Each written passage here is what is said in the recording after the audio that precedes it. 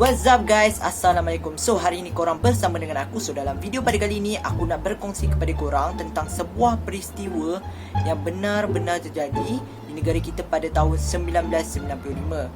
Jadi kalau korang nak tahu apa yang berlaku pada tahun tersebut, korang kena tontonlah video ni sampai habis, okey? Tapi sebelum aku memulakan perkongsian aku pada hari ini, izinkan aku memberitahu kepada korang yang mana-mana sedang menonton ni, yang ada lemah semangat, aku minta untuk korang skip dulu video ni sebab aku tak naklah perkara-perkara yang tak diingini berlaku sepanjang video ni berjalan. Sebab kemungkinan dalam video ni akan diletakkan beberapa jump scare dan beberapa gambar yang menyeramkan lah. So aku korang skip dulu video ni sebab Kang tiba-tiba tengah tengok video ni Kang kena histeria pula. Syang, aku pula yang bertanggungjawab, kan? So nanti korang tanyalah kepada orang yang boleh tengok, okay? So kepada yang boleh tengok, let's go.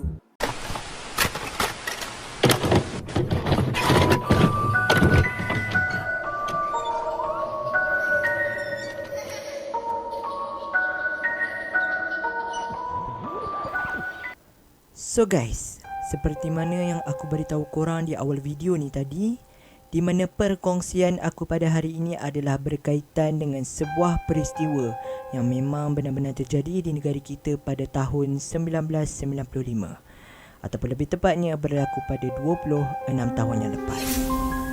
Mungkin ada dalam kalangan korang yang sedang menonton ni yang dah tahu akan peristiwa yang terjadi di negara kita pada tahun tersebut. Tetapi kepada korang yang tidak tahu lagi, hari ini korang akan tahu apa sebenarnya yang terjadi pada tahun tersebut di negara kita. Kisah yang aku nak kongsikan ni adalah kisah yang benar dan bukan direka semata-mata. Jadi kisahnya bermula begini. Pada ketika tu, ada sebuah keluarga ni bercadang untuk pergi beriadah di sebuah dataran yang kalau tanya orang Johor, confirm diorang tahu nama dataran ni, iaitu Dataran Bandaraya Johor Bahru. Di mana pada ketika itu mereka ni pergi pada waktu malam untuk menikmati pemandangan pada waktu malam di kawasan dataran tu. Jadi punya beriadah, tak lama lepas tu diorang bercadang untuk balik. Jadi sebelum balik tu diorang ambil keputusan untuk ambil gambar dulu dekat kawasan dataran tu.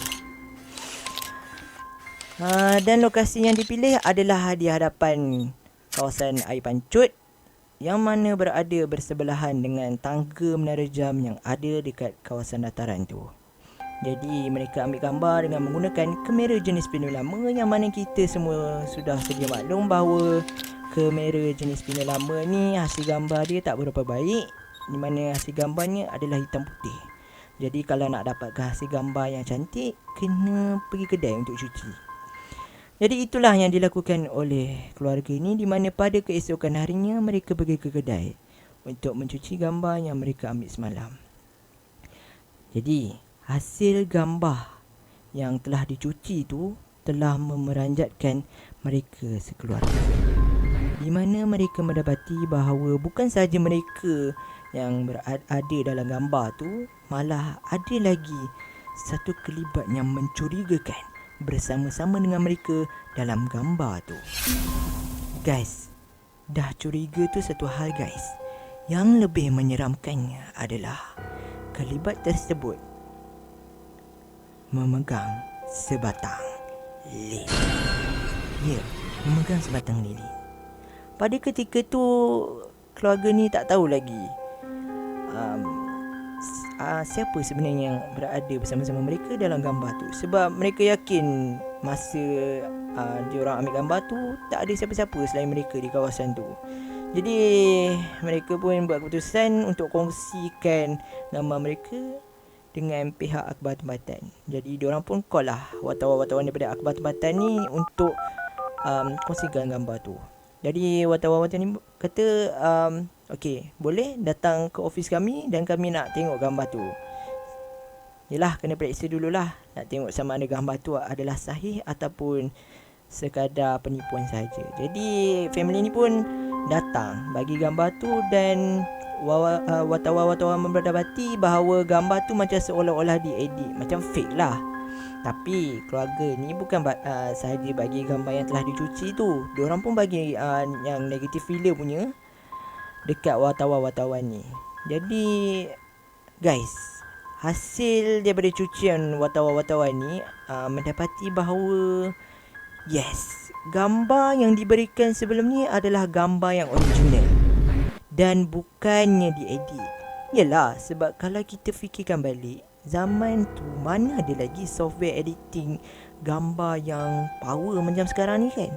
Ada tu ada, tapi tak cukup power macam sekarang ni, mana kita boleh letak semua benda. Jadi bila dah tahu kesahihan gambar tu, bahawa makhluk tu memang benar-benar ada dalam gambar tu, wartawan-wartawan ni pun bersetuju untuk letakkan gambar tu dalam surat khabar mereka. Jadi mulalah tersebar gambar tu ke seluruh Malaysia. Bayangkan dalam masa beberapa hari je telah orang kata menunjukkan bahawa 1 juta naskah yang telah terjual dalam masa beberapa hari je. Korang bayangkan time tu saja. Disebabkan penyebaran gambar tu, surat khabar laris jual. Sebab salah satu faktornya adalah wartawan-wartawan ni letakkan gambar tu di muka hadapan surat khabar yang mereka jual. Jadi orang tertarik nak tahu apa sebenarnya yang viral kan. Yelah, time tu kalau nak viral pun dalam surat khabar je. Internet pun masih tak berapa kuat lagi. Jadi bila dah tersebar tu, macam rakyat Malaysia takut untuk keluar malam lah time tu. Bukan semua, tapi segelintir yang takut nak keluar malam sebab takut terserempak dengan makhluk yang dikatakan, orang kata muncul dalam gambar keluarga tu dalam surat khabar. Jadi pada masa tu juga, bila dah tersebar gambar tu, penduduk tempatan mula buka mulut, di mana mereka mengatakan bahawa kelibat yang kebanyakan rakyat Malaysia tengok dalam gambar family tu sebenarnya bukanlah manusia.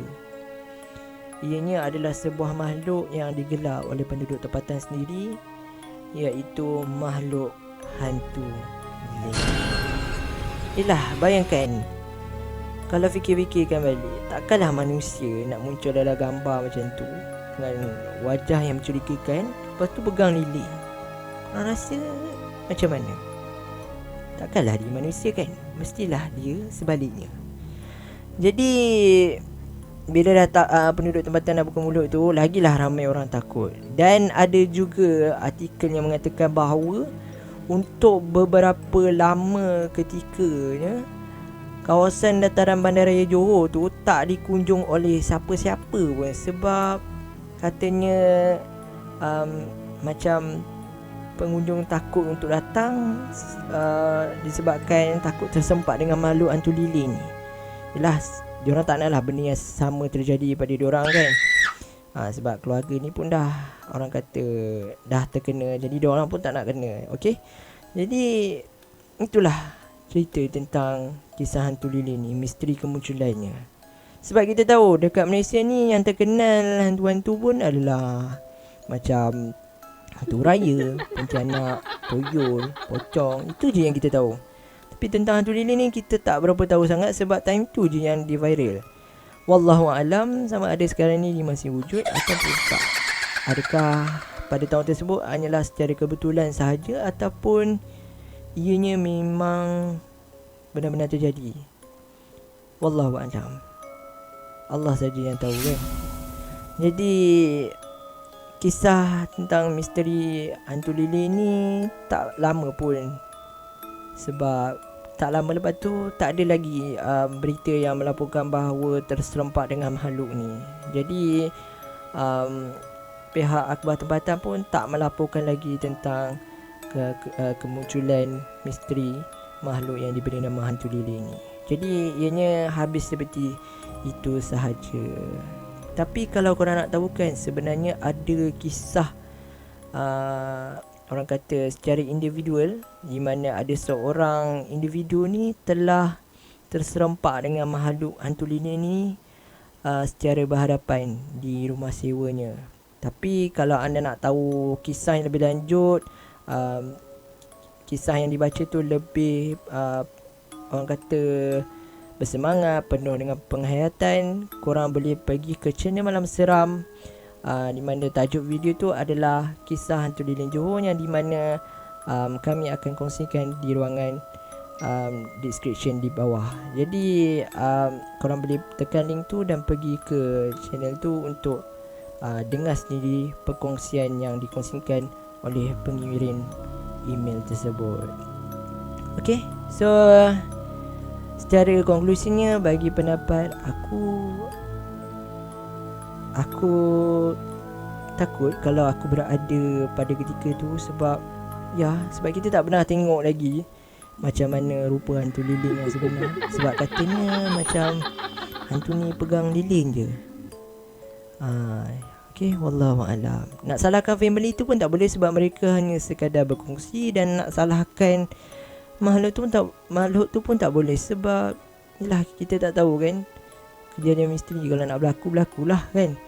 Jadi mungkin time tu dia nak menampakkan diri dia dalam gambar family tu, jadi tersebarlah kisah tentang kemunculan makhluk tersebut di seluruh Malaysia pada ketika itu. Jadi itu saja untuk pada hari ini. Harap korang semua terhibur dengan kisah yang aku kongsikan pada hari ini. So guys, macam mana dengan perkongsian seram pada hari ini? Seram tak seram berkenaan dengan kisah hantu lilin? Aku yang berkongsi ni pun meremam babe. Cuba korang bayangkan kalau korang berada dalam satu situasi di mana dalam situasi tu korang secara tiba-tiba terserempak dengan makhluk hantu lilin ni. Apa yang korang akan buat?